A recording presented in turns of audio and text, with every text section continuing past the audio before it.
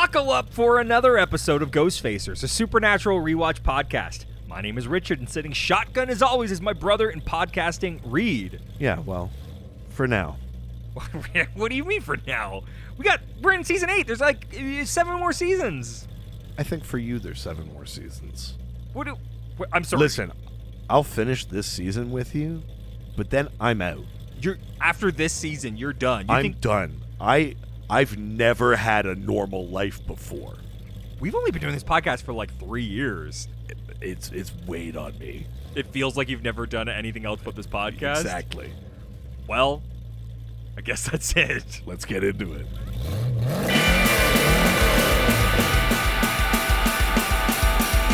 Ghost Facers! We're facing ghosts, when others will not, we're ghost Facers! Stay in the kitchen when the kitchen gets hot! Ghost Facers! We're facing nightmare, we're facing dread! Ghost Facers! We're facing faceless, we're facing dead! Welcome to Ghost Facers. Today we're discussing Season 8, Episode number 3, Heartache. Yeah. Oish, my heart, it aches! Again. Well, they're not going to hear that first part, I see. but... Jerry Lewis? My heart, it aches very much! What is this character? I don't know, but it started coming out, and I haven't talked to many people because I napped a bunch of today. Yeah. Yeah. It's been a great return to work. Yeah, heavy quotes. Yeah. Yeah. Yeah, no, it was good. I had a great nap. It was awesome. Yeah, that sounds like you worked really hard. Yeah, well, it's Monday. Right. Yeah. I'm sure it'll be different. Tomorrow. Tuesday through Friday. Yeah. I was cozy in here, and I was home. Narrators. It wasn't. Yeah. We've got a 5-star review. All right, let's have it. From Nick Link, who says, nice.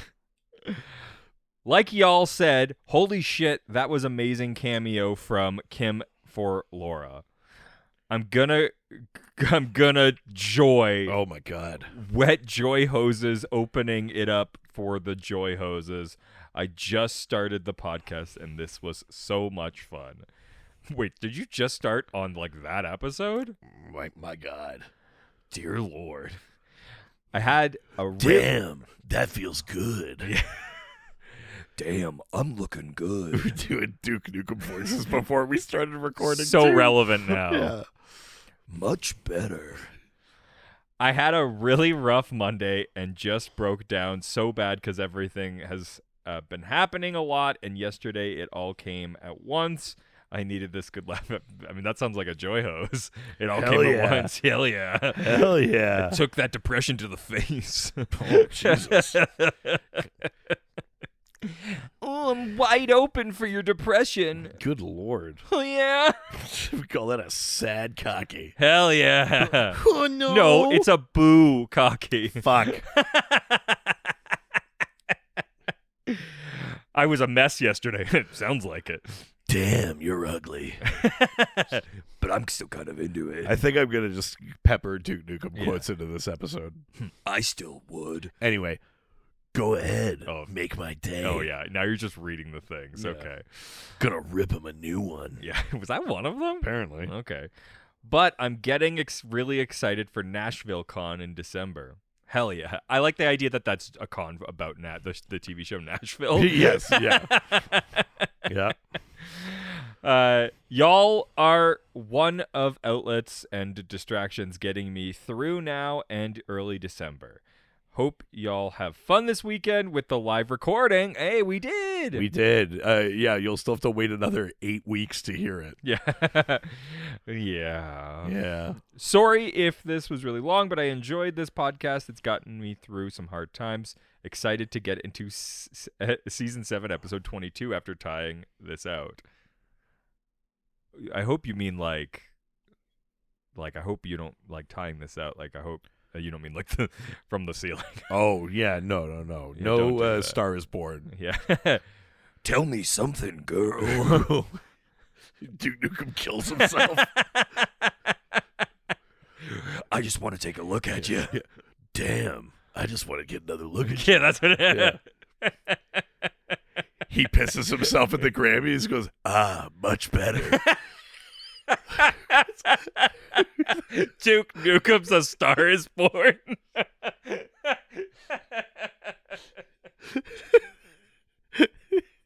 That's such a dumb pitch. That's also not that far from his actual voice in the movie. I guess not, yeah. Yeah. Damn, I just want to get another look at you. I'm off the deep end.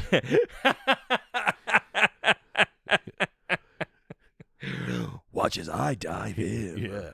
Tell me something, boy. Oh, yeah. Hell yeah. Hell yeah. We've got another review. Sure. Also, thank you, Nick. Hey there, guys. I just left a review a few months ago and just wanted to write in again. I stopped listening for about a month or so due to a decline in my mental health. Well, we're not going to help with that. No. No. Sorry. I'm sorry. I'm sorry. But I recently just had to go on a 14 road trip. I'm not sure what that means. Hour, I'm assuming. Probably. Wow. Fuck. Where did Or you go? day. Holy shit. Could be that. Damn. That's a long road trip. To my dick. Duke Nukem. Height of comedy. And listen to Ghostface. All you gotta do is trust me. Yeah, I fucking love that. It's so good. And listen to Ghostfacers the whole drive and wondered why I stopped listening to it because I laughed more in that drive than I probably have all year. Oh, that's very sweet. Yeah, thank you. I like that. Just wanted to drop this in your inbox. Oh, that feels so good in my inbox.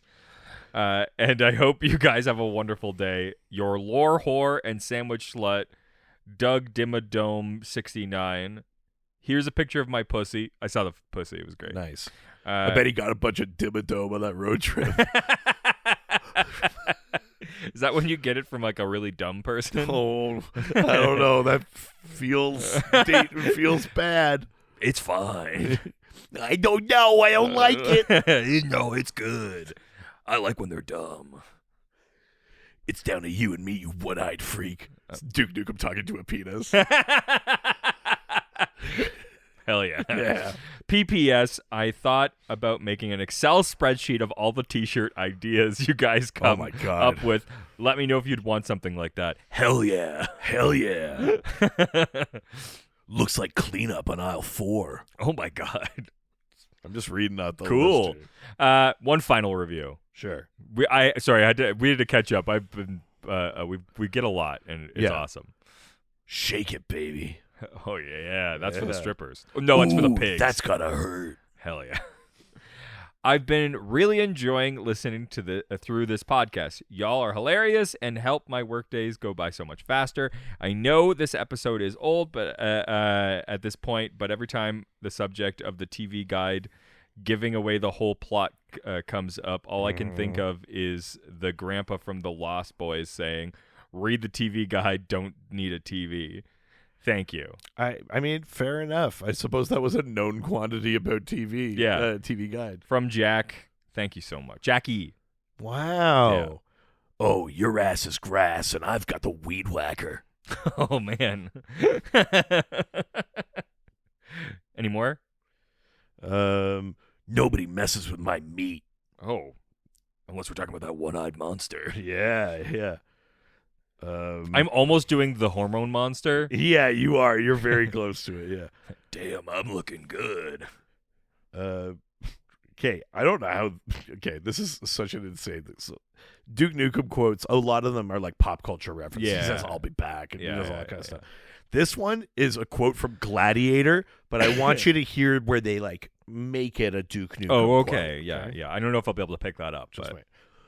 What we do in life echoes in eternity. Here's your eternity, you alien bitch. What part was it? I don't know.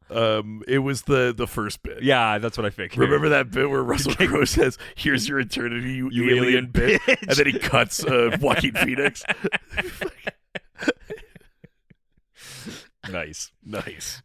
This episode aired October 17th, 2012. Wait, vamp for a bit. Okay. I've got to pee. Oh, I'll just not talk. Much better.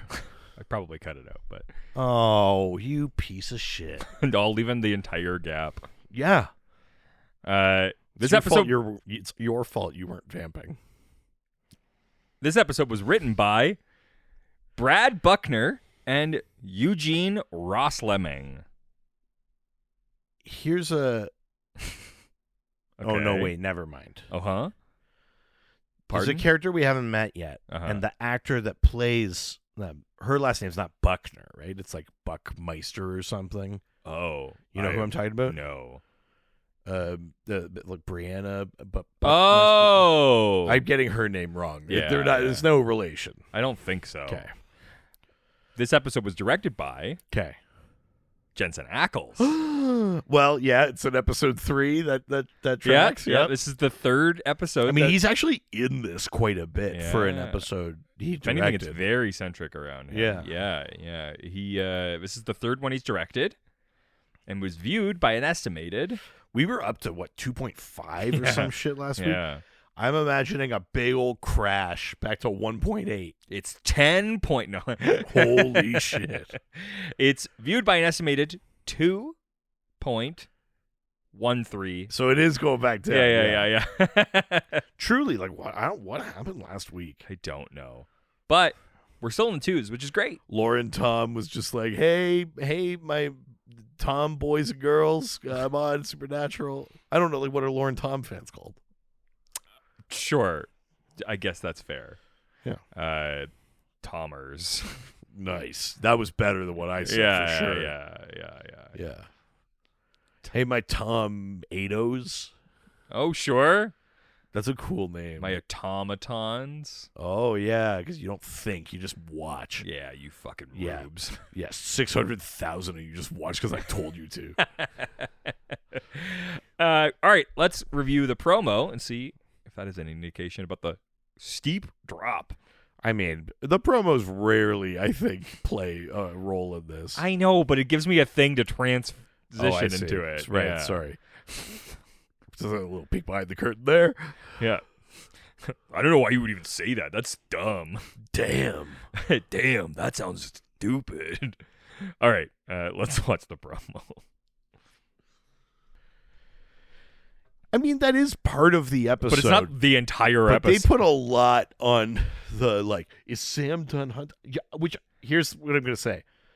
It's bad to represent the episode, but it's probably a smarter promo.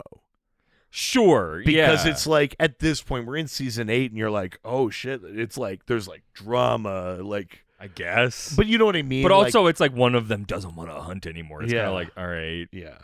like, Yeah, I want to go back to my over-color-corrected happy memory. yeah. Would also just look like when they have like a fake memory, Yeah, yes. or like they're in heaven. Like it Yes. doesn't look real. It doesn't at all. I think they need to come up with new ways to like transpose these, Yeah. because it doesn't even look like it's the past. It just looks not real, Yes, or I like a agree. dream. Yeah, or, yeah. To bring Gladiator up against him, might as well be waving his hand through grain. yeah.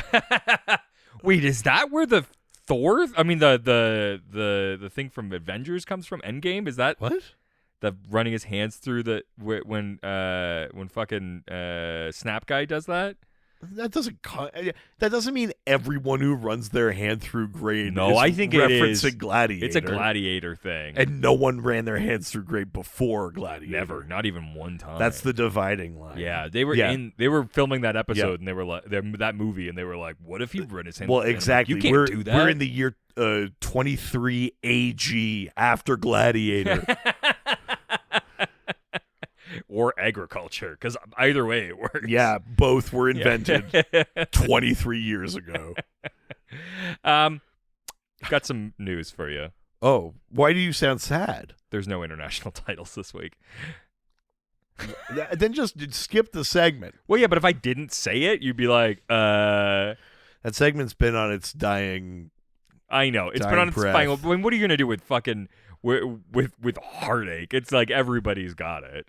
But everyone just did that though. Like no Yeah. one like went with like. I mean, I think Hungry like had. Sportman. think Like no one Heartache- did anything like that. I think Hungry had heartaches, but like, yeah, basically, it's kind of it. Everyone just sort of did it. This way. brutal.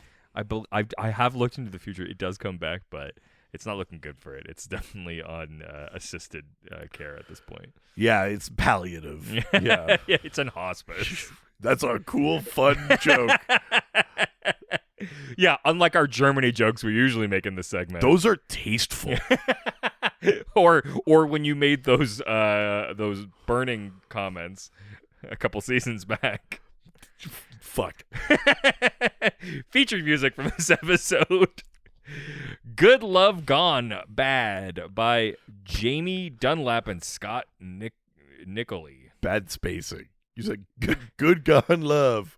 Bad. Yeah, it's Good Love Gone Bad. Right. That's what I Yeah. said, I'm sure. You said good gone love. We don't need to litigate this. Yeah, I'm glad we both messed up that.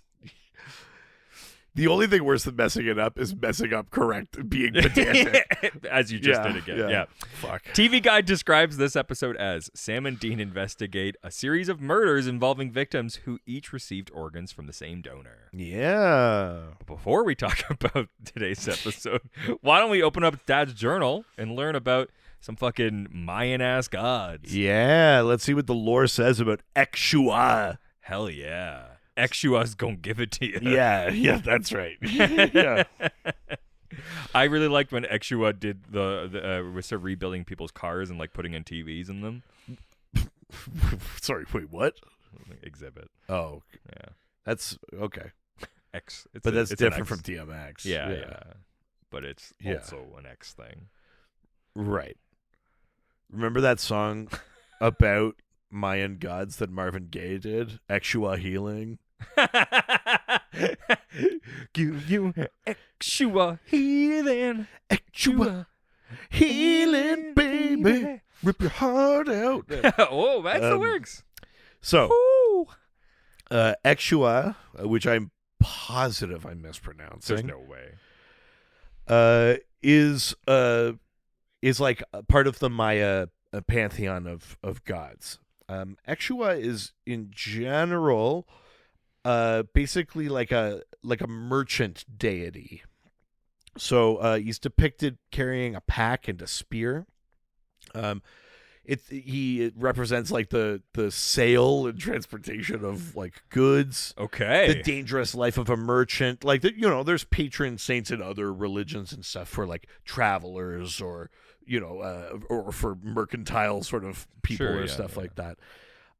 So Exua is also like a patron deity of travelers in that. So, in Christianity, that's Saint Christopher. There's yeah. always a traveler patron. Does he so- does he contact with those aliens and like are extra dimensional? Oh, the travelers? Yeah. Yeah. Wesley Crusher and Exua. Yeah. The two travelers. Yeah, that's them. Two gods of travelers. So Maya travelers would stack 3 stones on top of each other and offer incense to Exua as a sort of It's called Wincense.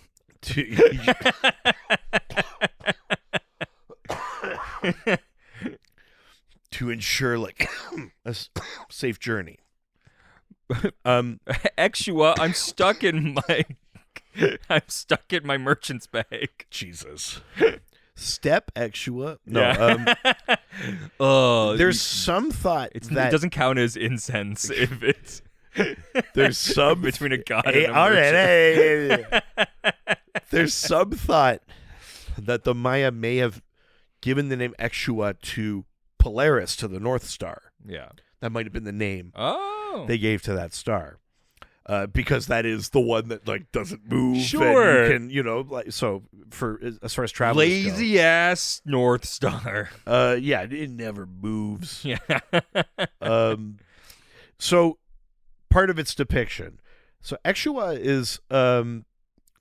is main distinguishing feature in hieroglyphs and stuff like that is his mouth, Nice. which is Hell yeah.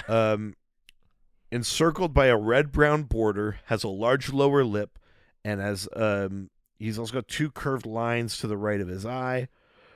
Sometimes he's shown as an old man, but again, often shown with like a pack and a spear, like a traveler. But here's the thing: Exua is also the patron of cacao, of the cacao plant. Nice. So it was one of the most important products, in Maya culture. Sure. So merchants were bringing it. So like, if you're already the patron of merchants and travel and that, by extension, you kind of had to be the patron of cacao because that was like the premier export, like Product, big number yeah. one kind of currency even. So Exua is a patron of cacao. So owners of cacao groves would hold ceremonies and special festivals in his honor. One of these, they were generally timed with a solar calendar. The Maya had a solar calendar, and so at a certain time of year, they would do that. I think like for harvest generally, because that's in general that tends to be when a lot of those kind of ceremonies happen. So because of that, Exua was also like a sort of agricultural deity.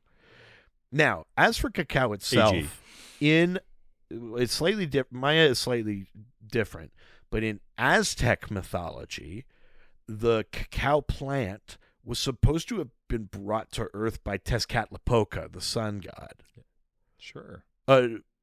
No, sorry, Quetzalcoatl is the sun god. Tezcatlipoca is the shadow god. Oh, okay.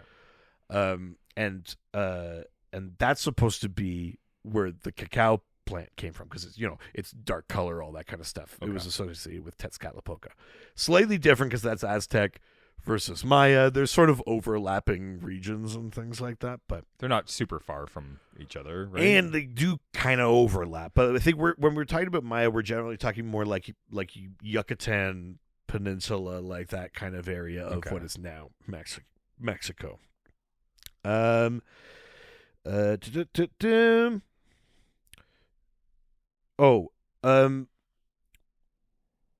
So Exua is sometimes depicted in combat with another god called Buluk Chabtan, which is the god of war, violence, and sacrifice. Not 100% sure why. I haven't seen like an explanation why those gods are depicted together. Okay. But they seem to be. The one other piece that I wanted to talk about just very, very quickly is the idea of human sacrifice. So in Maya culture, there were human sacrifices to appease certain gods. I didn't necessarily, other than the incense thing, I didn't necessarily find anything specific to Exua. Heart removal was a form of human sacrifice, but there was also like fully just killing a person or sacrificing other body parts or things like that. But like live heart removal was a thing. Jesus. I am going to butcher this, but on a podcast, I think that's what they said too. On a podcast that I listened to sometimes called The Ancients, where they talk about all sorts of ancient cultures and that, they made a point that the Aztecs they didn't really have the same concept of war that the Europeans did, which is part of the reason why they lost, which is that the Europeans would just kill, the Aztecs would go to win. And that sacrifice was more of a religious experience. So like the death of another person was only kind of called upon in a certain way, not in a like, you shouldn't just go and kill a bunch of people sort of way. I don't know how much to read into that. I'm not an expert, but I would encourage people to go find there's an episode on like on the Aztecs and on like Tenochtitlan and stuff like that of this podcast called The Ancients, and they talk a little bit about the relationship to human sacrifice of like sort of Mesoamerican cultures, which I think is interesting. Hell yeah. But there you go. Sounds cool as hell. Yeah. Look at that. So the god's not called cacao. No. It's just... But they gave it to Jared, and he was like, I can't say Exua. And they were like, fine, it's cacao. Jared was like, Jensen was just like, this is my episode. Like, please don't fuck this up for me, Jared. And he's like, I need to sound smart, though, so can we giving that to me. Yeah. I really like that image I sent you the other day. There's like a supernatural. I'm a part of a few supernatural community groups on Facebook. Yeah. And one of them was just like, everyone needs to stop making fun of Jared. Yeah. And I was like, I'm glad it's not But just he just us. makes it so goddamn easy. They're like, stop posting GIFs and memes and all of the content relating to. Don't have fun with this at all. And they also were like, yeah, look, stop making fun of because of one thing that he wrote on like Twitter a few years ago. And I'm like, but come on. no, I just love that. I hope it's only our listeners who are I hope that's a Jared burner account. That's so funny. Oh my God, that's amazing. I really hope so too. Yeah, stop doing that. Yeah. It's just sometimes people have My feelings. sources tell me that it makes Jared upset. My sources say that actually makes Jared seem cool. Yeah. Anyway, who's watching Walker tonight? All right. Well, with that, let's get into the episode. We'll begin with the then. Sure. We have Sam wants to quit hunting, and that he did Yeah. before. Yeah. What made me want to quit hunting? I almost killed a dog. Yeah. And that was it. Yeah. And I was like, this I could do. Yeah. And then he fell in love. Yeah. Not She with the made me dog. feel so bad about myself that I fell in love with her. Do I I know. have issues? Are you talking about? Unresolved emotional Are issues? we talking about Jared, or are we talking about Sam still, or us? No, my wife doesn't make me feel bad. No. I've been around. No, your relationship to romance is a lot different than mine. Okay. I've been Okay. around. Not in like a bad way, but like in a kind of fun way. This is you explaining to the therapist why you don't need therapy. We have the reintroduction of Professor Morrison, who we haven't heard from in a while. Kind of, but it's off screen. I know. I don't know why they show would... Professor Morrison in the then, and I was like, oh fuck, he's back. And then it was like, oh, they just like talk like that didn't need to be in the then. I don't know why they even Because Jared brought him. Sam Yeah. walks us through exactly when we saw him last Yes. in the episode. He didn't need to be in the then. Like, I guess he did help with this type of thing, but, like, there is a lot of experts they could have gone to. Like, was it just easier to be I like... do have a thought about it, which is that considering that he doesn't show up on screen and it's such an offhand thing, they actually kind of nail his character. I mean, yeah. Like, with, his thing with of the like, response? like, yeah, like, am I getting paid? Yeah, Is yeah. this good, a career opportunity? Like, all that kind of, like, they kind of fucking nail it. They do, absolutely. Which is sort of funny considering how throwaway the reference is. I guess the benefit is that way they don't have to have a scene with him meeting somebody, having that introduction. It could be faster. It could be like, hey, we already have this guy. I'm just going to contact him. And then Totally. like we have a shorthand already, which is my guess. We have Kevin and the demon tablet. Yep. And now they have to find Kevin. Yeah. Because he Yeah, disappeared. we need to look about Kevin. Who first looked about Kevin. Hey. That brings us to the now. Yeah. In Minneapolis, a man in town for a convention goes jogging at night. A somewhat overweight man jogs past him. Yeah. And then stops further down the path. Yeah, just fucking waits for him. And the guy was like, you were really fast. Well, when they're running, the guy like runs with him for a bit and then passes him. Yeah. Which is creepy. But then the guy's like, you were really fast. And he's like, yeah. Yeah, Punch. got to keep up the cardio, And he then took out his heart. Yeah, rips out his heart, and the guy falls over. The guy's just like standing there holding the heart. We don't see him do anything with No. it. As Sam and Dean now wander a farmer's market, Dean goes over the news and finds a report about the Minneapolis murder. There's also a news story on a similar murder in Minneapolis 6 months ago. Right. Dean is eager to investigate, but Sam points out that they've already got enough going on, such as looking for Kevin in the tablet. Yeah. Yeah, Sam's like, no, it's important that we care about Kevin. And Dean is like, now it's important? Yeah. They do a thing also in this that, just going back a second, that I love, and I've been noticing they're doing it a bit more in the last couple seasons, which is they show you something gross and then they cut to someone like eating. Yeah. And so it's like holding the I mean, art that's and such a then- fucking classic. and then the apple. Yeah. It's a cute thing. Also, it's like drawing a connection to eating hearts. Yeah, which is yeah. kind of cool. Like it's good filmmaking. Like Jensen did a good job. Yeah, totally. I like that. As Sam's shopping at the stalls, Also, so Yeah. Dean gives Sam a hard time. Like, you didn't give a shit for a year. You don't get to tell me what's important now. Sure. But then also he's like, where are we anyway? And then Sam's like holding up fruits and veggies, and he's like, I was out, Dean, for a year. I learned about farmers markets. I saw things, and the things I saw were farmers markets. Yeah.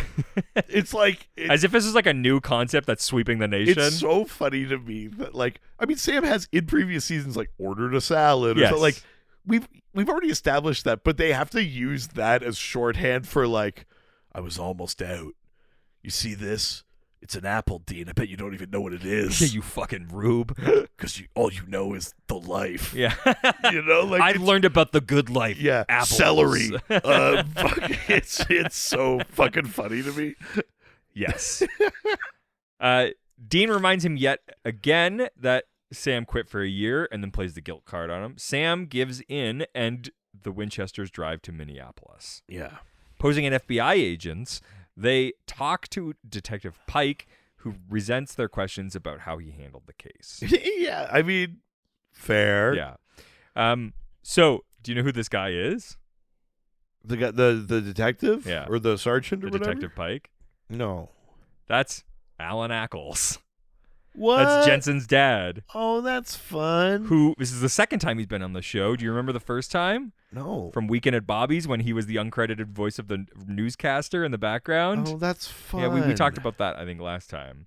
I like that. The father also performed together in the movie Devour in 2005. So, yeah. So that's Alan Ackles. That's pretty cool. I like that. They find no leads, but have surveillance video of the jogging path. It shows the jogger passing the murder victim, and Pike informs them that they identified the man as Paul Hales, a local. Yeah. Paul Hayes. Paul said that he didn't see anything after passing the victim, and that he has a clean criminal record, so the police had no choice but to Well, let this him is go. where Dean is like, so what, you just let him go? And the cop is like, oh, I'm sorry I didn't just fucking shoot him out back. And it's like, the cop's right. Yeah, Like, but also, very uncopply. yeah. Man, you do things different in Minneapolis. Yeah. I mean, he was white, so Yeah. you get a pass. The first one's free. That's the Minneapolis way. Wait. Let's see if we can talk him down. Yeah. Paul said that he didn't see anything after passing the victim, that he has a clean record. The Winchesters go to visit Paul, who tells them that he didn't know the conventioneer and that he didn't see anything after passing him on the path. And Paul is like drinking like a green smoothie. He's like, it never tastes any better, but nothing feels better than losing weight. And Sam is like, he offers Sam one, and Sam's like, ugh, no. He's like, you're a fucking farmer's I market know. freak now, Sam. Drink the goddamn green juice. Yeah. Also, he's definitely drank stuff like that on this show before. I know. So, like, the characterization of Sam is all over the But place. Sam's also like, I don't want to drink that from a fat. Yeah. It touched a chub. Yeah. And I'm Sam. Yeah. So, Yeah. have you seen The Summer? I was soulless 2 years ago, if my you know God. what I mean. Yeah. Soulless and whole full. So this guy, he's talking about how he had like a health Scare. crisis, Yeah. and he used to be way bigger, because Dean's like, you're pretty fast for a, and he's like, that guy, and Dean's like, oh, thank God. You said it. Oh, my God. yeah, It's yeah. okay when they say it, right? Yeah, that's their word. Yeah. Um, But Paul basically was like, I had a health scare, and now I'm getting my shit together. yeah. But Paul tells them basically nothing useful. So Sam and Dean go to a bar to compare Paul notes. also seems eminently normal. There's no like menace. There's no hint of like, why don't you go in the other room and I'll show you my diet? Or Yes. like, there's no shit. Emphasis like, on die. Yeah, exactly. He just seems like a really normal guy. And you're like, okay, well, that's sort of weird. Totally. Dean searched Paul's apartment, but didn't find any supernatural items or spell books. Yeah, but he found some fucking rubbers. Yeah, Hell yeah. buddy. Because now that Paul's healthy, Paul fucks. Yeah, he fucks and has the stamina to keep up. Yeah, baby. God, what's the dream? Yeah, I mean, I wish. Dean searched Paul's apartment. Yeah, didn't find any spell books. When he checks the internet, Dean discovers that there was another murder in Ames, Iowa, yeah, I think. on the night that the police were questioning Paul. There was also a similar murder 6 months ago in Ames, But this time the police captured the killer, a fellow officer, Arthur Swenson. Yeah. So now they got to drive to fucking Iowa. Yeah. Which is not close. No, I don't think so, no. Not to Minneapolis. I mean, that's a drive. Minnesota. The brothers go to Ames police station and talk to Captain Levitt, who admits that Swenson was a perfect officer. Yeah. Yeah, until he committed murder. Then he was the best officer. Yeah. However, His only mistake, the victim was white. Yeah, god damn it. Cops, am I right? Damn, that's a cop thing. However, they found the dead man in front of Swenson's house, and Swenson covered in blood and sobbing on the steps. Yeah, and he said, "Here's your eternity, you alien bitch." Oh, classic Gladiator. Yeah.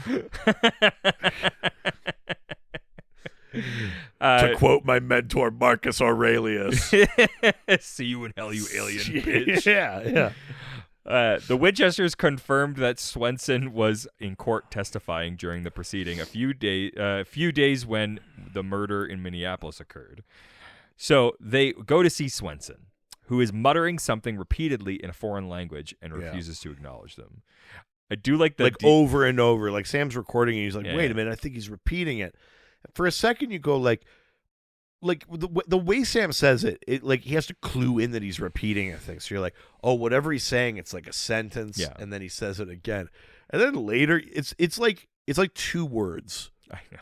It's like you couldn't tell he was repeating it Immediately? right away. Because Sam's like, oh, wait, he's repeating something. It's just like, yeah, no shit. It's like, man, stop eating put the celery down and focus. Yeah. Vegetables get you nowhere. Jesus. I'm on the side with Dean now. I agree with Dean. Yeah. Always. Across the board. Yep. All of his methods. All of his opinions. Yep. They test him with holy water, but there's no sign that he's a demon possessed. Yes.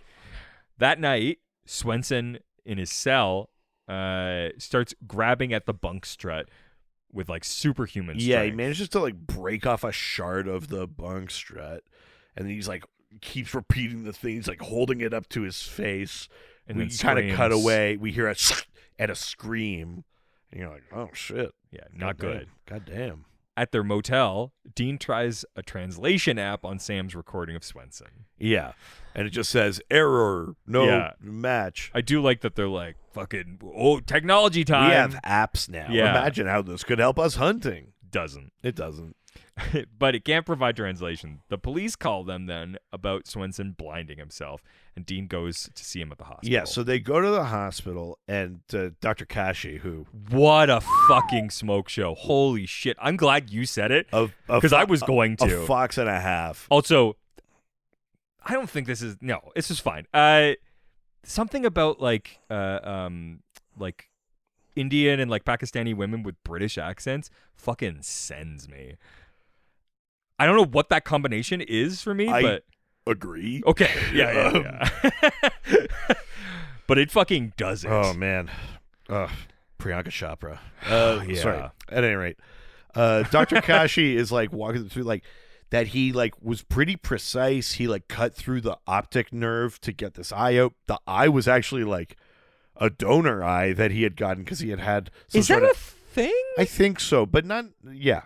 I didn't know that you could just like replace it with another human eye. Well, but I don't think you get like full like I think it's better than not having an eye.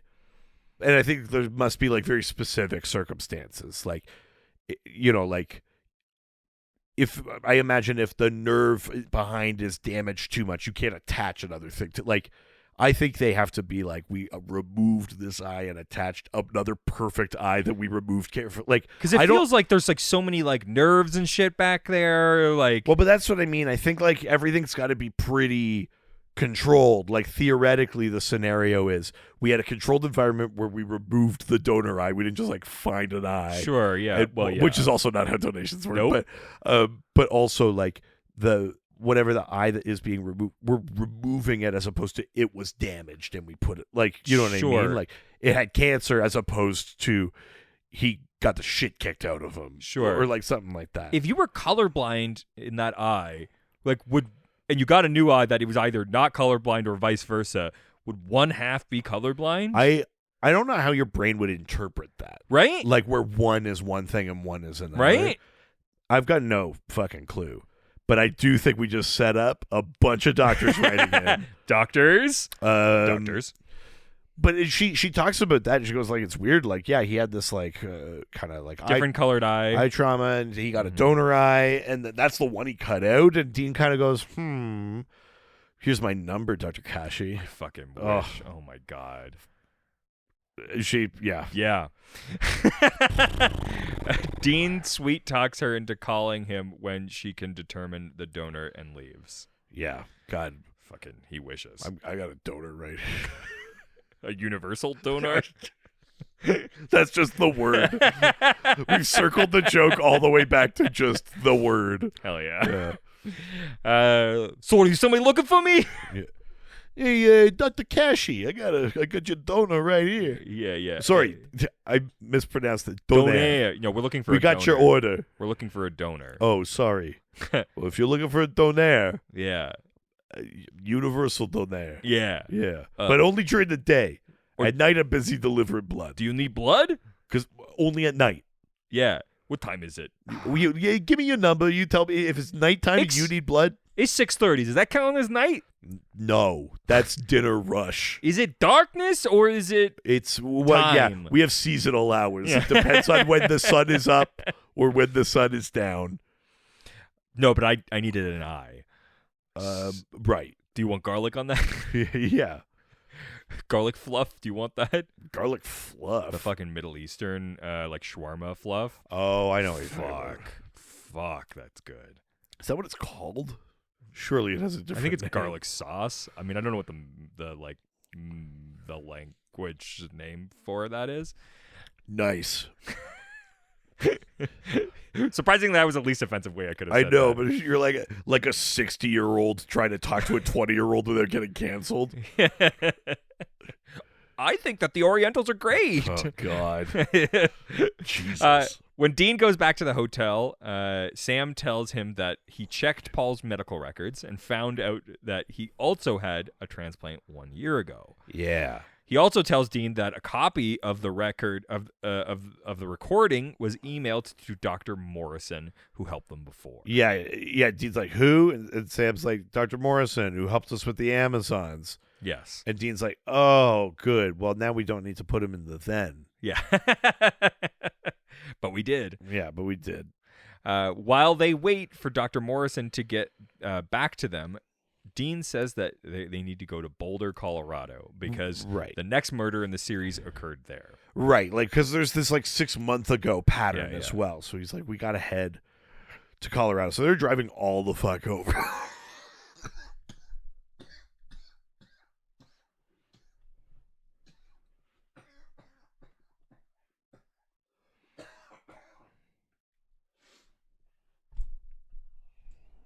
They're driving all the fuck over. In Boulder, a sleazy guy, chick.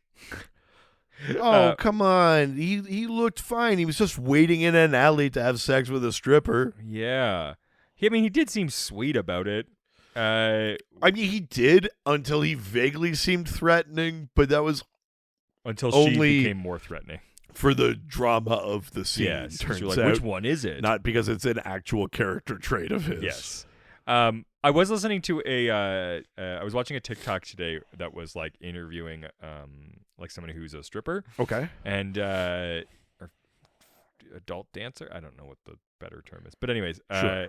they were saying that they were like, a lot of people when I got into this were saying like, oh, it's gonna make you hate men, and she was like, surprisingly, it actually gave me a lot more empathy for them. Sure. Okay. Because it's like these guys like don't know how to like engage with women, and she was like, it actually is like, and we have these like really deep philosophical questions and stuff. Oh, Like it's interesting. So well, that's very sweet. so any post or current or current or post strippers Wow, out man. there that want Free strippers? What does that mean? you know who I'm talking Yeah. Are you? Hey, listen. Are you having a hard time picking a career? about. Are you looking to go into pre-stripper? I'm pre-strip. Yeah, I'm really just in modern dance right now. Yeah, I'm that modern dance equals pre-strip. Yeah, I do jazz contemporary combo, as I like to call it, pre-strip. Wow. You could also do gymnastics, also pre-strip. Man, I hope I passed the strip cat. The stripper bar. Come on. Fuck. You fucking idiot. Yeah. I've got to take the pole. Yeah. Oh, yeah. Yeah. We love it. I'm going to be dispoled for this. I mean, you could still say A strict code of stripper ethics. Yeah. I think it's still going to be good. You could be for a dispoled. bar. But yes, I love that. Oh, man, suits, but it's strippers? Holy shit. Yeah. Oh, my God. Fuck yeah. She's not licensed. Welcome to the stage, Harvey Specter. I mean, look, if I was going to see... Or the... Donna. We or... can pick the female characters. I always forget about that part. Porn, Jessica. I mean, fuck. Anyway, sorry. We're getting on... Dr. Kashi. Yeah. When she does, he tries to make small talk with her, and Rhonda leads him down an alley. I do like that his first small talk is like, I never do this. And she goes, which is like... I've heard that fucking million times. It's very funny to me. But then she rips his fucking heart out. Well, at first, like, he, like, grabs her wrist, and you're like, and then she, like, rips his heart out, and you're like, oh. I guess he deserved it. Well, I Yeah. mean, he wasn't... you didn't... We don't know. He I didn't get a suppose. chance. Yeah. He's a white male. I was probably These are gonna do white something cops like being like, he never even got the chance to be a criminal. What a fucking shit. She could have talked him down. Yeah. Did anybody consult with those milk ladies? Sorry, wait, what? Minority Report. Oh. Wow, precogs. Yeah. Or sorry, pre-strips. Yeah. I'm having a vision that... That Black Velvet is playing. So as they drive to Boulder, Dean is enthused. Instead of the wood marble going down the thing, it's a fucking vinyl record and it rolls down. Down. She's my cherry pie. Crime. Cherry crime.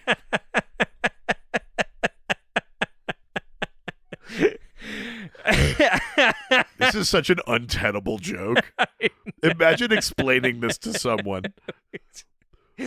Minority Report, but they're strippers pre-strip. Yeah. It's like pre-law. Yeah. So anyway, you could be dispolled for that. And but he never got a chance to.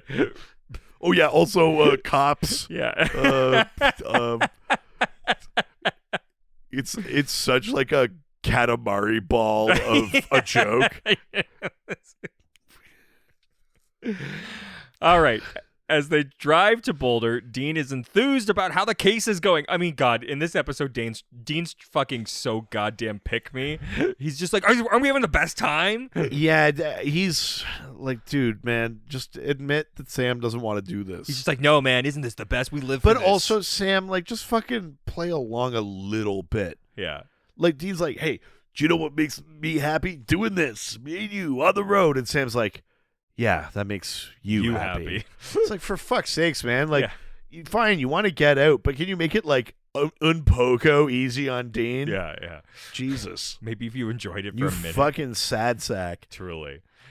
Sam suggests that he doesn't need him and that, that Dean doesn't need him. Yeah, he's like, maybe Dean's like, I love doing this. Me and you. And he's like, do you know what you might like is doing it without me. Yeah.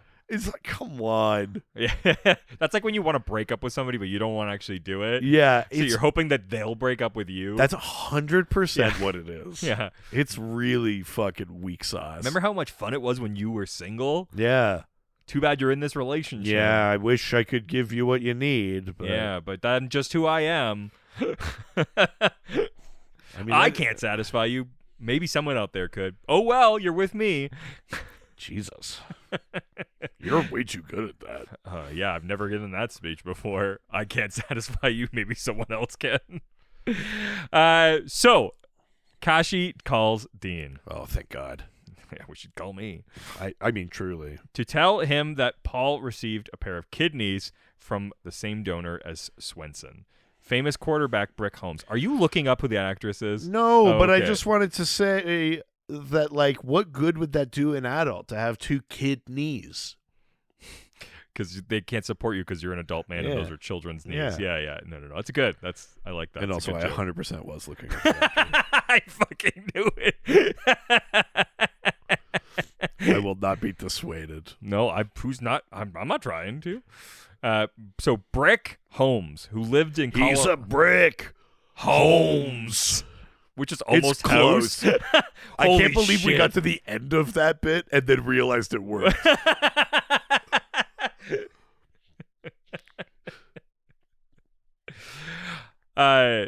He's mighty, getting the powers that cacao gave him. Yeah. Brickton lived in Colorado and died in a car accident, and 8 of his organs were donated to needy patients. Not the main vein, though. No, he never donated that. Yeah. You had to earn it. I can fuck like I never could before. Jesus. Randa, or Randa? Is it Randa or Rhonda? I don't actually remember. It's Randa, Weirder. which is a much weirder name. Randa goes to a chamber at a house and performs a ritual. She paints herself with blood from Chick's heart, and almost like it was a Chick-fil-A. Oh, come on. And then eats it, and a burst of energy fills her body. Sam and Dean arrive in Boulder and meet with Eleanor Holmes, Brick's mother. Eleanor Holmes lives in a mansion and is sad that her son is now dead. A scarf around her head. Is that song? No, it's not also about fucking an older lady, is it? Eleanor Rigby? Yeah. I don't know. Fuck. God, she is hot. She explains that her son sought physical perfection and that he signed up as an organ donor as part of a publicity event. Right. Dean tries to find out if there was anything mysterious about Brick's accident, and Sam really like fanboys out about Brick too. Like he knows all the stats totally. and shit like that. But of course, classic Supernatural boys clumsily investigating something. They were like, "Hey, was he kind of weird near the end? Yeah, Like, does he have was had there any like hobbies cold or- spots? Yeah, Yeah. did you have any hobbies like the occult, Yeah. for example? Eleanor abruptly tells them that she has an anniversary ceremony for her son's death, and they'll have to leave, Yeah, like the school's naming a like a wing building or yeah. something. As they go, Dean spots another report about a similar murder. From the house, Eleanor watches the brothers go while Randa comes downstairs. She wonders who Sam and Dean were, and warns Eleanor not to say anything that could give them away. Yeah, and Randa, what a name. That's like we'll think of a name, put a placeholder in, and then they've like shot the whole thing. And they're like, did we ever change that character's name? You're like, fuck. No, she's coming in as Randa. Yeah. Can we do Rhonda? Nah, but somebody didn't like name Rhonda, so we just quickly changed it. Yeah, to Randa. Yeah. Not Randy? No. Fuck, that would have been fuck. She's a stripper. It's 2 on the nose. Yeah. Yeah, with the horniness. Yeah. I get it. We could be dispoled for that. It's bad enough that we have somebody unlicensed on the poll. But God, they're good. They can remember all of the dances. Don't pay too much attention to Mike Ross. Hell yeah. So wait, the strip club is called Pearson Hardman? Piercing hard man. Yeah, hell yeah.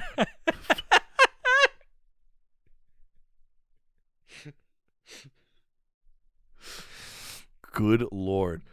Yeah, according to the bylaws, you can't strip here anymore. Hardly expector. Yeah. Yeah. I'm a pole partner Oh yeah. or something. I Yeah, don't fucking know, something man. like Fuck. that. Fuck, I'm so fucking This dumb. is so stupid. When Eleanor says she won't, Randa reminds the older woman that she has Brick's heart giving her new life. And she came to Boulder to be with her, and because Brick needs both of them. Yeah, which is very creepy. The brothers check in at the motel, And Morrison contacts Sam with a translation. This is when we get the like, yeah, we're only getting Sam's half of the conversation, which but is great. he's clearly asking like is there a per diem? Yeah, is there medical benefits? Like, am I an official Yes. FBI consultant? Yeah. This guy's such like a fucking ladder climber. I mean, I can appreciate that. I mean, you should be compensated for your work, but this guy's a little pushy. Truly. Like, it's not just like, what's my compensation for helping you this time? Yes. Am I He's now? trying to like parlay a cool career. I mean, I would not do that. It would be cool to be just like a random consultant for the FBI in the way that every like mid procedural has Yes, one. exactly. Swenson was speaking. We brought in the expert. He knows a bunch about DC Comics. And there's a comics related crime we bring. Well, when it's a DC Comics related crime, we bring him in. I mean, then it would just be Alex Jaffe. Oh, fuck. We've had this conversation on the Discord. Huh. Well, it's a joke from a different podcast. Swenson was speaking in ancient Mayan, saying, "The divine god cacao is born," Yeah. which is to say that chocolate's real good. Yeah. I made chocolate. Yeah. Rise. Yeah. No, that's the god of cake. Oh, sorry. Yeah. Fuck you. That's good. Fuck. Cacao is the Mayan god of corn and the most powerful of That the makes Mayan even less deities. sense. I know, it makes even less sense, doesn't it? I thought that too. I was like, wait, the whole time I was like, am I dumb about what cacao is? Because I was like, I was pretty sure that cacao is chocolate and not corn. But maybe we're dumb and wrong. I mean, cacao like does kind of come in like a you know when they open it up and it's all that like that milky shit. It comes in like Still talking about chocolate? well, I mean, really though, it's I pretty mean, suggestive. yeah. But you've seen it, right? Like it's Yeah, all like yeah. nibs and that. Maybe it is related to corn or something. But Sam's going on and on about maize, and it's like You're great. husking my nibs. That's fucking disgusting. Oh, come on. I love when you husk my nibs. I can't talk like this. I'm pre-strip. Yeah. Boo cacao. Yeah. Ooh.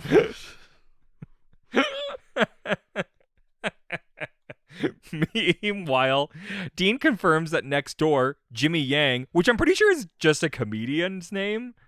Jimmy Yang. Jimmy O Yang, isn't that a comedian? Yeah, but I mean now, not then. I mean, I don't think he's that old. Yeah, that young. This is from what fucking year? 2012. Right, so 10 years ago was Jimmy O Yang doing comedy? Maybe. He's only like 27. Oh, God. I don't like this math. That's what I mean. He lives in Phoenix and has disappeared. Sure. Sam insists that he's just considering his options. By the way, the Mayan maize god is Hunapu. Again, Sam couldn't say that, or Jared couldn't say that. No, can we just make it cacao? Yeah, poo's brown. So is chocolate. Yeah, so? Let's call it cacao. Sam insists that he's just considering his options, and Dean drops the matter for the moment so they can focus on Eleanor. I mean, but also, I'm mostly on Dean's side. Sure. But he's like, oh, we're applying to school now? Yeah. And Sam's like, I've done this before. Yeah. Sam's also like, that for that year I had something I never had before, a normal life. And I wanted to go, you went to university. Yeah. For 4 years. Yes, you had a normal life. You had 4 years of noise. I've never had this before. It's like, all right. I mean, listen, you deserve to have whatever life you want, but let's pump the brakes on the rhetoric. Yeah. The Winchesters then break into Eleanor's house and search the place. Sam finds Eleanor's dress in Brick's closet. Yeah, and Dean is immediately like, oh, maybe they fucked. Yeah. Maybe he fucked his mom? ? I mean, look, they were burning a lot of incense around here, if you know what I mean. Easy. Yeah, no, I won't. It was insensuous. Yeah. And they If I had wondered. to describe the smell in here, I mean, it was insensuous. yeah. That's insensitive. What even are we doing at this point? What is this show? Dean finds a hidden room filled with sports memorabilia. I do love that Sam's like, God, he would fucking have it like Well, this. but Dean's like, but it's not all football. There's like a bunch of baseball. Yeah, he would have that. He Sam's likes like, all sports. he appreciates the sport. Yeah. It's like, clearly this guy's not good. Like, Or something is up here. Well, also, if you just appreciate sports, why is it in a hidden secret room? Well, yeah, exactly. Not like open for it's a people. big fucking mansion. Yes. There should be like Yes. However, there are dozens of trophies besides football. They also find a box of letters written from Brick to someone named Betsy. Yeah. The earlier ones date back to the 1940s, and in each one, Brick talks Earlier than that, I thought. Well, those There's a Jackie Robinson one, which is the 40s. Yeah. I think. that's as far back as those go. Oh, I thought there was one from earlier, but okay. In each one, Brick talks about competing in a different sport and winning. In the last one, Brick says that he's tired of it. Also, it wouldn't be because she's only so old, right? True. Right. Yeah, fair. Back at the hotel, Sam checks the internet and confirms that all the people that won the trophies mentioned in the letters all look pretty much the same. And again, Sam and his amateur fucking forensics. He's like, look at the mouth, the shape of the nose. Yeah. This is the same guy. Yeah, not just look at the guy. Like, it's the I same. mean, the photos make it very obvious, but also like, if you had to convince someone, I'm gonna need a little bit more than like, look at the shape of the mouth. Look at the eyes. You know, like, come on.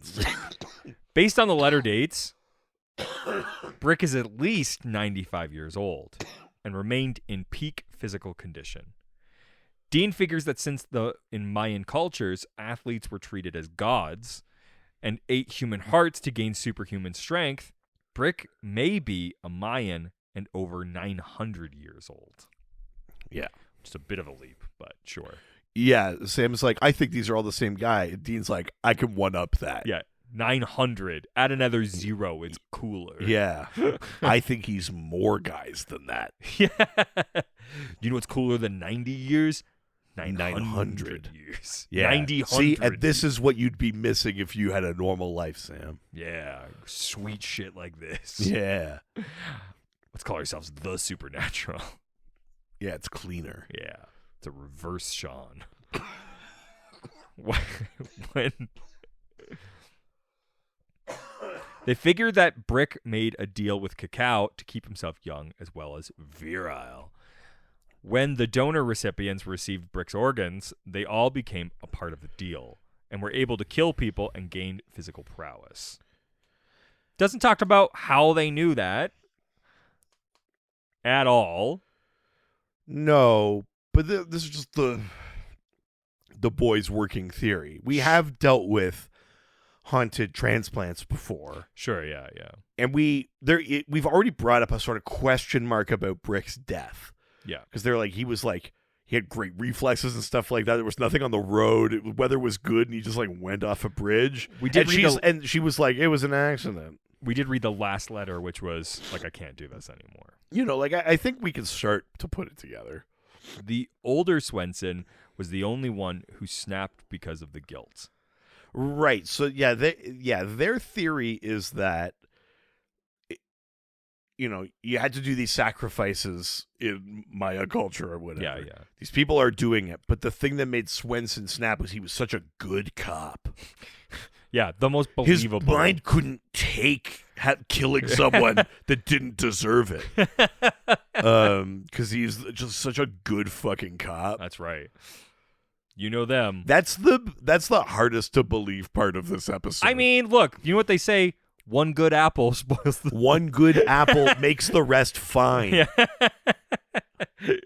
Makes that one apple go sour. Listen, if you have a bushel of bad apples, Yeah. put one good apple in there, and there'll be an example to the rotten ones to, do a bit better. Yeah, or that one apple will kill itself. Yeah. That one apple will also rot and then kill itself. Yeah. If anything, it makes those other apples look kind of good. Yeah. Well, the other apples beat the shit out of it in the locker room because it's making them look bad. That's right. Yeah. Apples. Yeah. Apples. Sam continues checking and finds a photo of one of Brick's decades ago photos with Yeah. Betsy. Yeah, and Sam's like, I'd know that sweet fucking face anywhere. That's the hottie we were talking to earlier. That's Eleanor, baby. That's that hottie with Look the at that mouth. body. Look at those eyes. I know I couldn't stop before. The Winchesters go back to see Eleanor and tell her about what they know. Yeah. She insists that she didn't know about the murders. Yeah, okay. Well, yeah, at first. Yeah, I'm sure. And thought that the sacrifices would end once Brick died. Yeah. When Sam and Dean confront Eleanor about her and Brick's true identities, a photo of a football player can be seen in the background. It appears to be a picture of Brady Quinn in his number 9 orange Denver Broncos jersey. He played for the Broncos from 2010 to 2011, the season right before this episode aired. Yeah, and she says, like, every 10 years or so, we'd disappear, and he'd come back with a new identity. Yeah, and yeah. she was like... And I asked no questions. And she was like, he was getting young, and I stayed getting old, and it was fine. And eventually I had to be his mom, and we were a little bit into that. Yeah, it kind of works for us. Yeah. Dean asks her for help, and Eleanor tells the Winchesters that Brick was actually Inyo, a Mayan athlete, Yeah. 1,000 years ago. Yeah. That's in your face. Yeah, his name was Deez. D's nuts. He didn't want to lose his athleticism, so he made a deal with Cacao, offering the god 2 hearts a year at the beginning of planting and harvesting seasons. Yeah. When they met in the 1940s, they fell in love, and Eleanor ignored what Brick was doing so she could be with him. And Brick was like, no, like, I actually like living this way.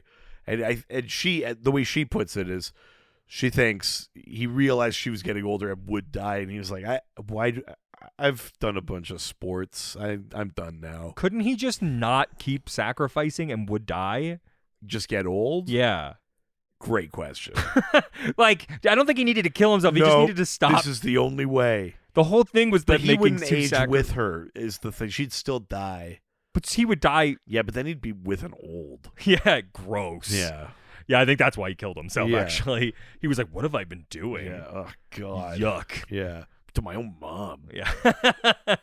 Um, Which, that part I'm okay with, yeah. because I'm a big fan of incense. Yeah. But it was, we had an incestuous bedroom.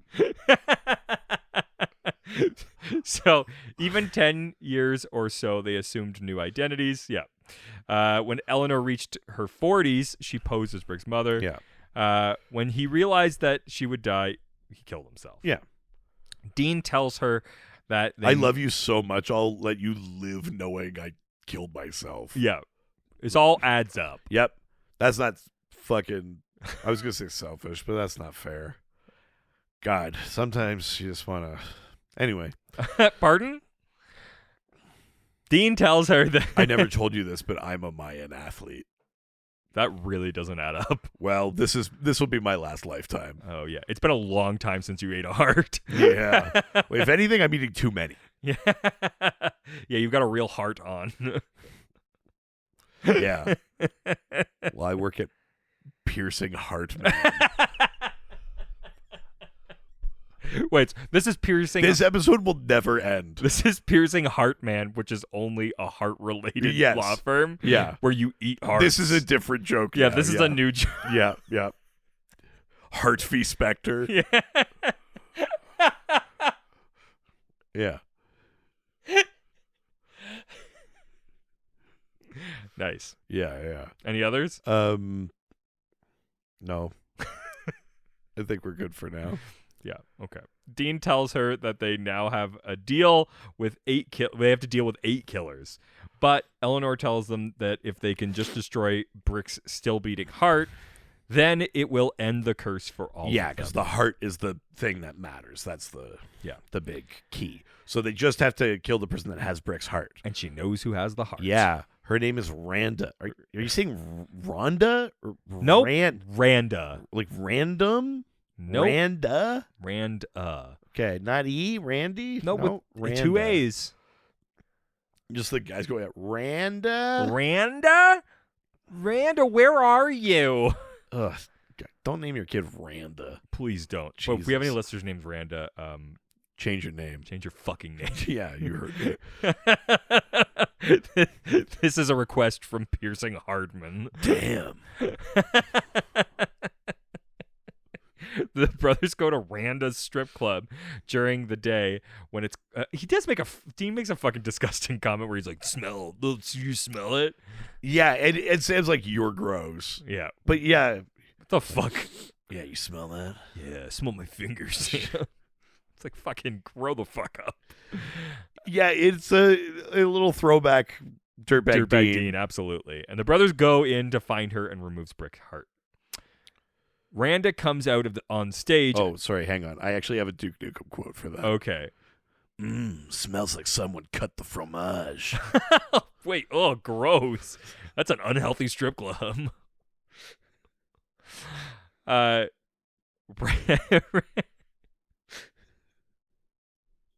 Sorry. You slam the strip club to say that the session's in order? Yeah, I think this is getting away from us. Name one time that's ever happened. Not now. Randa comes out on stage and, realizing that Eleanor betrayed her, warns the Winchesters that it won't go well for them or Eleanor. Yeah. As the brothers come after her, the other donor recipients, including Paul and Jimmy Yang, attack the brothers. Which, again, keep in mind, they've had to drive. Yes. I mean, Paul was in Minneapolis. It's closer than Iowa to Colorado. Yeah. But it's still Minneapolis to fucking Boulder. I do. And then Jimmy Yang came from Nevada, which is much closer than Minneapolis is. But still, like, they had to drive like a bunch to get there. If you get a transplant that, like, works super well, like, do you benefit from any of the, like, better functioning parts, or does your body still... Where like, are you going with this? I'm not going anywhere. I'm just What do you wondering. mean, though? You're thinking of a scenario. No, I'm not. I'm legitimately thinking, But what like, do you mean you benefit from the better functioning parts? like, if you got a stronger heart than you ever have, not that you had a super weak heart, but it's just a stronger heart, Yeah. would you have better cardio? Yes. I mean, you would lose it if you didn't, like, live up to it. You know what I mean? Like if you got, like, new vocal cords, could you sing better? I mean, yes, but I don't know that that's a transplant that gets done. Could it, though? I mean, theoretically, but I don't think that is an existing transplant they do for people. Well, now I don't know how people who can't speak work. Oh, no. Anyways. There are different kinds of vocal surgeries. Like, there's like, gender-affirming vocal surgeries and stuff like that. But that's a lot different from removing a voice box and putting a different one in. Sure. You know, like, that's not... I don't know. I don't think that's a thing. Yeah. Yeah. Now I have a lot of questions. But I think theoretically, yes. Although any singer will tell you there is more to singing than just your vocal cords. But you would gain whatever benefit you got from that. But you'd still have to work on, like, diaphragmatic breathing and, like, all the other things that go with being a good singer. Yeah. You'd still have to have all that stuff. But theoretically, if the thing in the way was, like, your tone of voice or your vocal cords were too tight and you didn't have range, you would gain benefit from a different set of vocal cords. You'd get that, but you'd still have to have the other pieces that made you a good singer. You know what I mean? What determines what can and can't be transplanted? I think the difficulty of the thing. Because you would think eye would be real hard. I think so too, but again, what I mean is, like, I Can think you transplant arm? well, no, see, but arm is, I think, harder than eye. 'Cause An arm. all the ocular nerves go through one Sure. little connector.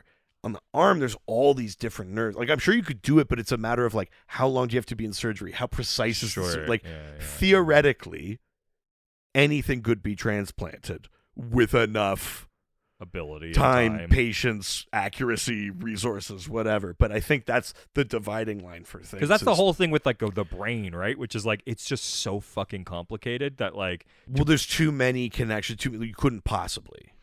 my girlfriend and I had a conversation last week where we were talking about, like, death and the afterlife and stuff. Sure. And she was saying, like, we were talking about, like, do you believe anything after?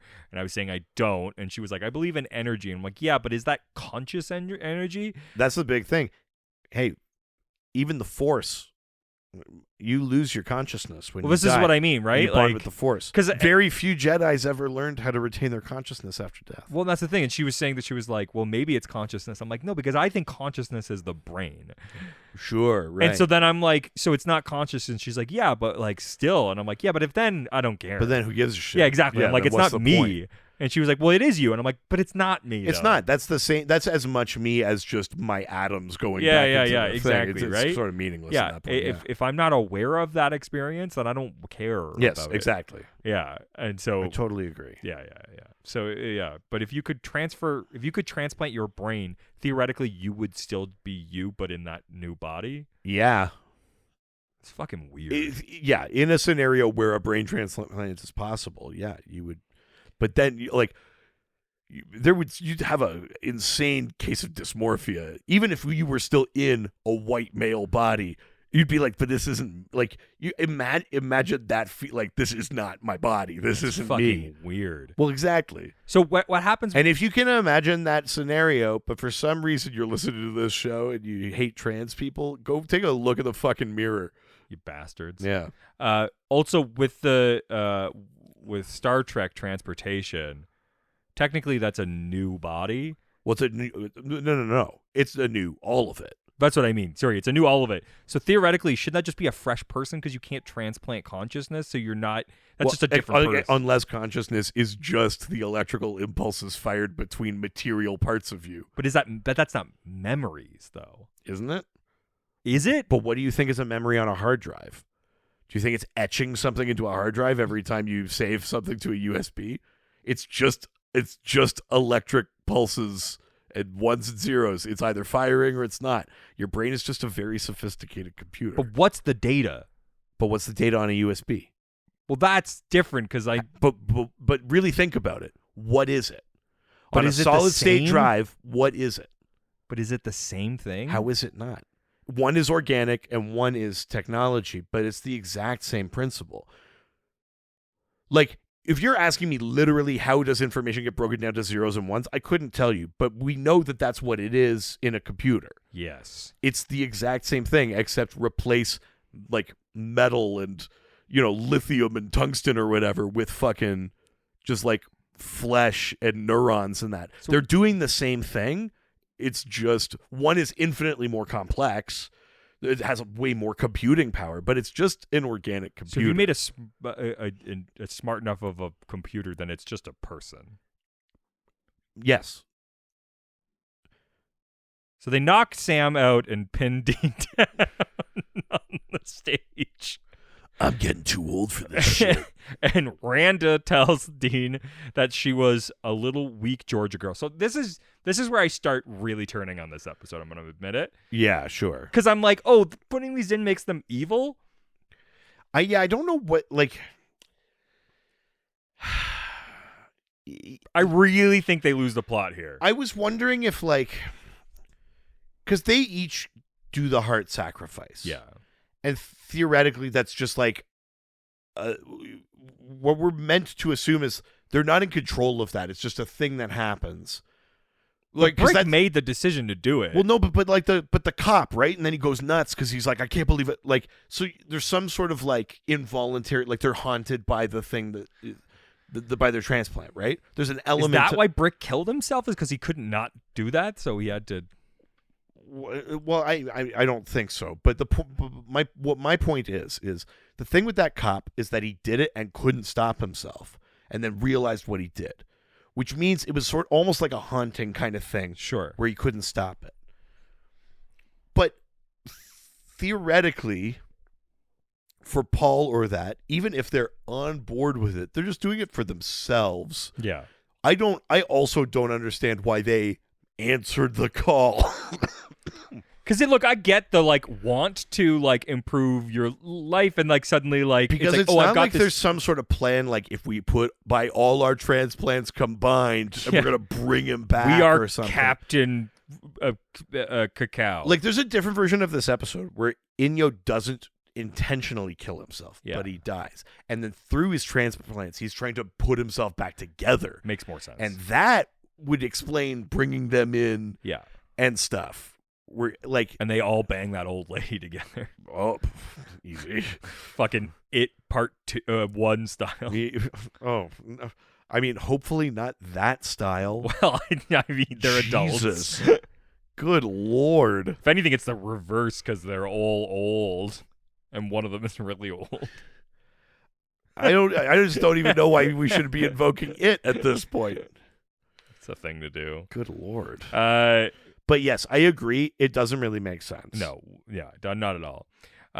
So when her heart gave out, she received bricks, and now she's a warrior and doesn't want to lose the sensation, which is better than sex, which somehow really needed to get like fucking hammered in. Yeah, so because I'm like a sexy villain. Because I'm a dancer. I guess that's the.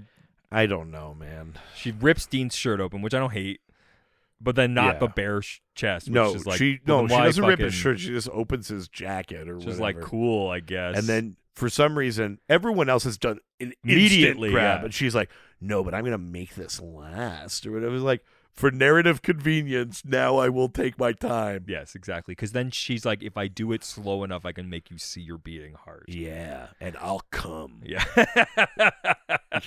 Because again, better than sex. But Sam revives and knocks the men off. Sam gets the men off, and then Dean helps this lady come. Yeah, Dean has a special knife. Yeah. It's sort of implied that it's a special knife, But it's or not. like a silver knife or something, because they're like, they say something like, I hope Eleanor was right about this, and they hold the knife. But it's just killing the heart is, I think, what they meant, though. Oh, I see. Yeah. But they do make it seem like it's a knife, because I thought so, too, and I was like, did I miss a thing about the No, knife? you're right. But yeah, that's also what I was thinking. It was like, is there silver? Is there some other? No. Because every other time they've killed a god, you have to code a thing I and know, something else. I so know. You need a, Yeah, they're not in this one. It's Yeah. just stab her. yeah. And he stabs Randa, and the heart is consumed and in a burst of energy. Yeah, she sort of glows a little bit, and then Yeah. The organs and the other men explode as well, and I guess they die. Yeah, and I guess everyone like Dies. Yeah. So in other cities, a bunch of people just drop dead because their transplant explodes. Yes. Yeah. God damn it! What am I supposed to do with these bodies? You know that the leader of the strip pole is coming here, and where's Mike Ross? We really lost steam on the. No, I think we're just starting. Yeah, up. you're right. So later, the Winchesters return to tell Eleanor that it's fine. She's not implicated. Don't worry, a bunch of people died. Yeah, and you're not implicated with any of it. Yeah. You're scot-free because you just said, "Oh, I didn't really know until I Yeah. did, but then I was fine with it." I know, but the guys don't like they don't pass too much. They should stab this fucking lady. I mean, I don't know about that. No, she's just what? She was just following orders? No. I see. Oh, classic Reed coming out. No, that's not what I Yeah, meant. dig yourself out of this one. I just mean, it's not. We never even set up that like I would tie them down and he'd rip the heart out. Like she didn't help. She just turned she just turned a blind eye to And the that's horrible things fine. happening And- around and her. that's fine. And that's like a cool thing to do. Yeah. We have to feel bad for those people. They were there. Yeah. If I was there, I would have done something. Mark Wahlberg. Yeah. If I was there, I would have done something. I wouldn't have let him kill those people. He's not the only one. Shawn Michaels or someone in like 2011 tweeted like, "Could you imagine them trying that on a plane full of wrestlers?" Yeah. It's like, come on, man. We can't be doing 9/11 what ifs. Yeah, try stealing those hearts in a small town. Yikes. So as the brothers drive off, Dean asks Sam if it felt good to fight monsters again. And Sam goes, "No, It just doesn't do it for me anymore. no. I don't even like being your brother, basically." Yeah. You don't do for me what that life Yeah, did for I me. miss Amelia. Yeah. And then we cut to what has been color corrected to look like a dream, but is just a memory Apparently. of him thinking she got abducted or some shit, and then it he's was- like, Amelia. She goes and he goes around a corner following the dog, and she's like, it's picnic time, and he goes, ha ha ha ha ha ha, what a great memory. Yeah, I'm not traumatized by my life and can't deal with this. They handled the try to live a normal life thing so much better when it's Dean and Lisa. Yes. It's so much better done, better explored. But that's also because Dean had some semblance of a life before. Yes. Sam's only ever lived this way, except for those 4 years. Yeah, he's never had a normal Yeah. life. Never mind how the show started. Also, what happened? They showed up to this like park, and she just And then she was somehow like, look over there. Then she ran away. and ran then he- to a car, grabbed a bunch of Yeah. picnic stuff, came back, Yeah. set up the whole picnic, and And then then- casually sat Yeah, down and waiting. Sam's meanwhile getting ready to go full Taken. Yeah. Just So when we then get this flashback scene in which Amelia surprises Sam with a picnic, which ironically mirrors the one Dean dreams about with Lisa in season 3, episode 10, "Dream a Little Dream of Me." It even looks like it's been shot in the same location.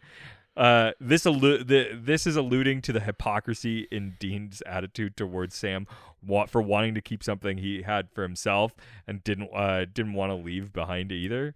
But Dean also, like, he couldn't live a normal life. It's Yeah. different. Yes. As they drive away, Sam remembers celebrating a birthday, and Well, yeah, he's also like, what is this? She goes, you've never seen a birthday cake, you idiot? yeah, you fucking idiot. Because her whole thing with Sam is that he sucks. yeah, and that she negs him and it Yeah. works. God, and sometimes it does. Listen, replace her with Dr. Kashi and I'm there. Or Lazelle. Anyways, Shadowheart, I mean, Karlach, no, Karlach's a sweetie. Asterion. Fucking twink.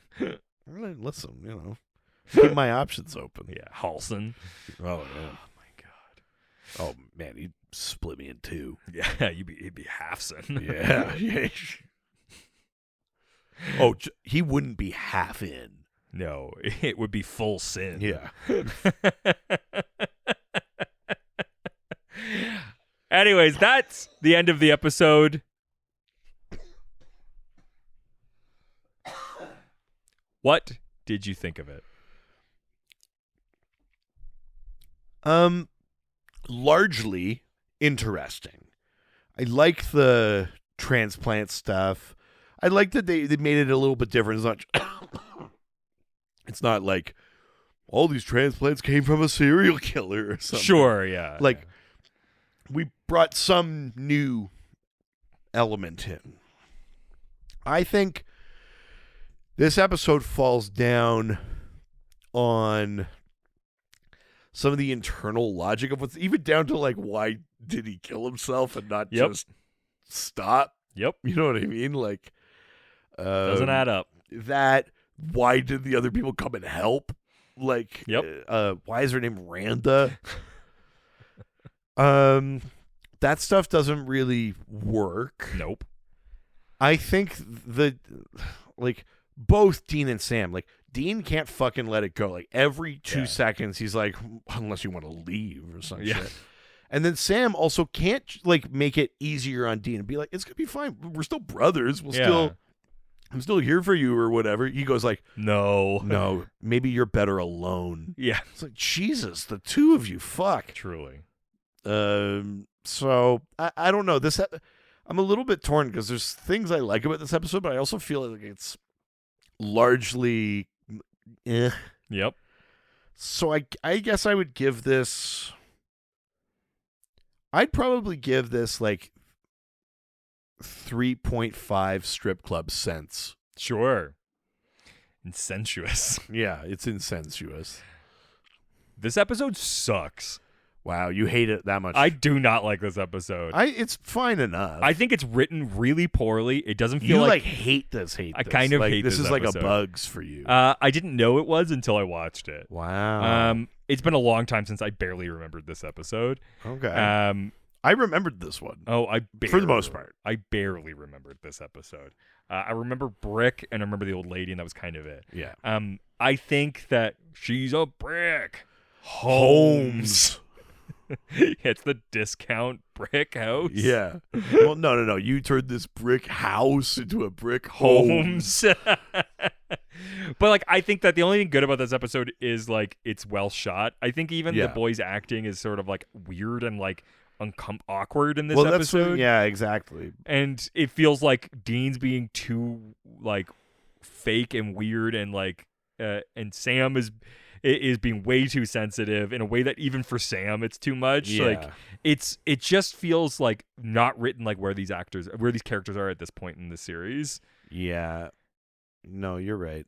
It feels like the concept is all over the fucking place. Before you give a thing, because I don't want to just do whatever you're gonna do. Yeah. I'm just looking at what I ranked last week's episode. Yeah. I gotta pitch down a little bit. Sure. I'm gonna go down to 2.5. Sure. I find that the none of the people's motivations make any sense to me. Yeah.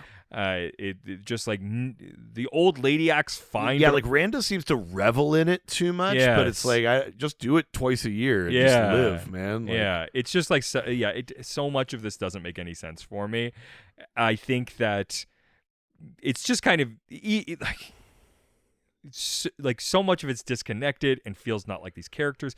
Parts of it feel like the way that they used to be. Like it just does. None of it adds up for me. I'm gonna give this like 2 surprise cakes out of 5.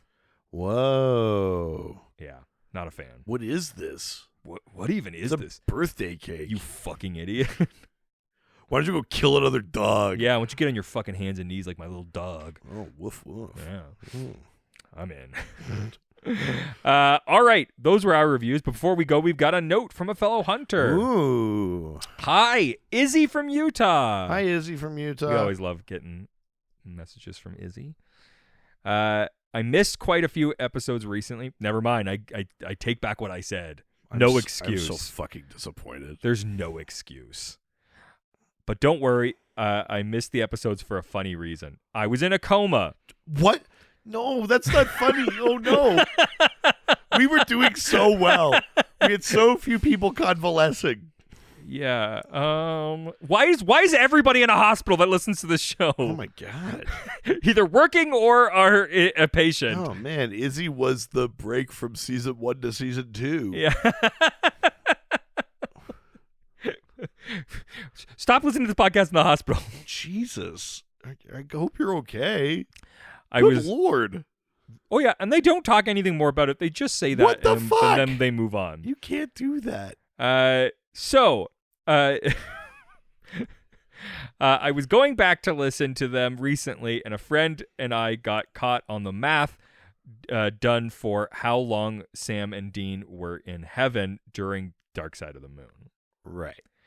I used the fact that when Dean gets back from hell in season 4, he says that every month on Earth is about 10 years in hell. For doing some conversion stuff, I got that for every 1 hour on Earth, it's 5 days in heaven. That could be wrong, but who's to say? Anyways, thanks for the great content. Looking forward to catching up on stuff I've missed so far. Yeah, like in life, apparently. Good Lord. She wakes up. She's like, how much Ghostfacers did I miss? They're at the end of the series. How many years has it been? My God. Have there been any good jokes you could explain to me? Nope. Okay, so there's like a pole is like the bar, but strippers. Yeah, so there's it's just precogs in the milk, and like there's a cop, and the cop is like, well, he's a cop, you know.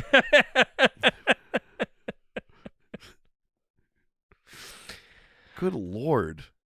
So, thanks Can't for just sending in drop that Izzy. shit. Yeah. Jesus. Let's continue this discussion on the Discord. We need more information, Izzy. Please get on the Discord. I don't need too much more. I just need to know you're okay. Well, and that another coma's not likely. Yeah, I would like Jeez Louise. to know what happened. But you go to Was Patreon. it us? Oh, yeah. Did we put you in a coma? Yeah. She just fell asleep, didn't wake up. Yeah, I get it. Why don't you join our Patreon, though? Yeah, patreon.com/ghostfacers. For only $1 a month, You could join Angel Radio, our amazing community Discord server. That's right. Help support us. Also, if you haven't, fucking all the people in the hospital, send us an email. Yeah, or all the people with power of attorney out there. Send us an email on behalf of the person that you have guardianship over. If everyone could start putting also in their wills that we're going to need a living will that you'll still download the new episodes. Yeah, and that someone will, in your voice, start emailing us. Yeah, that's right. Yeah, That'd really be appreciative. Or doctors. We got a lot of questions for doctors in this episode. Yeah, are you treating someone that listens to our show? Yeah.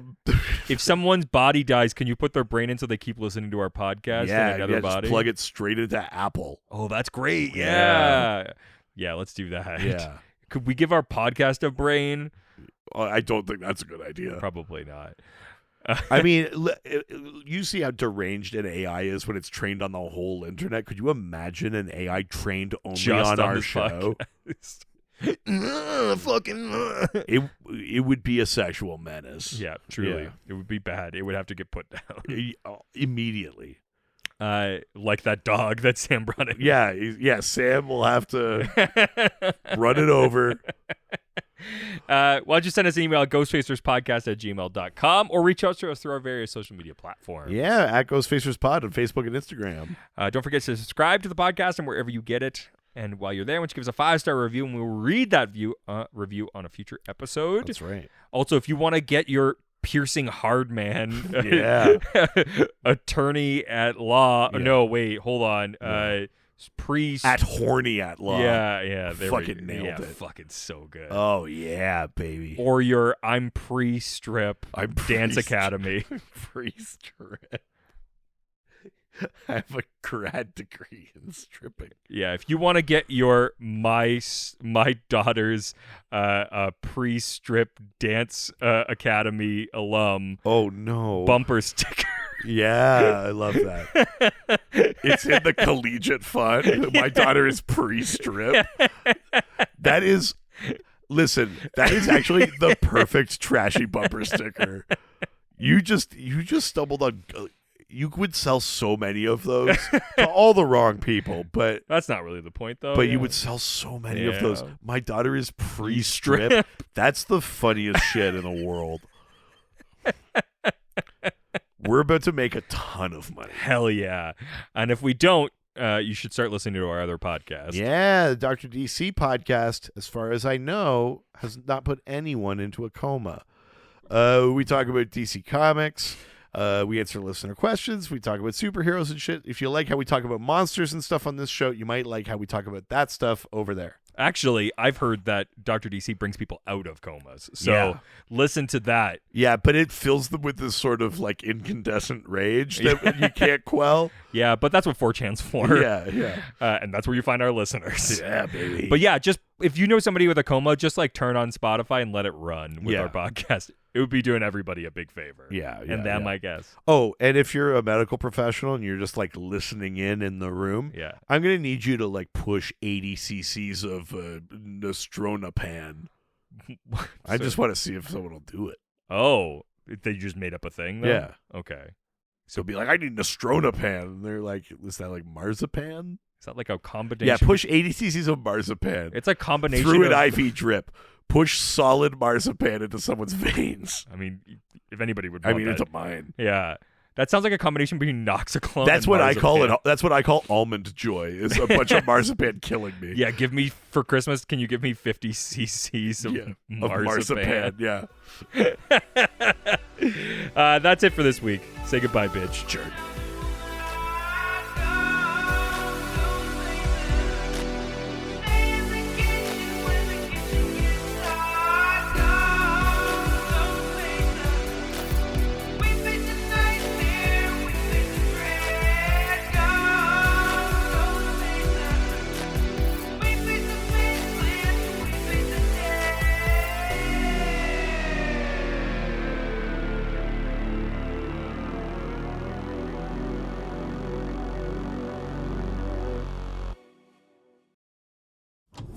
This was a Brain Freeze podcast.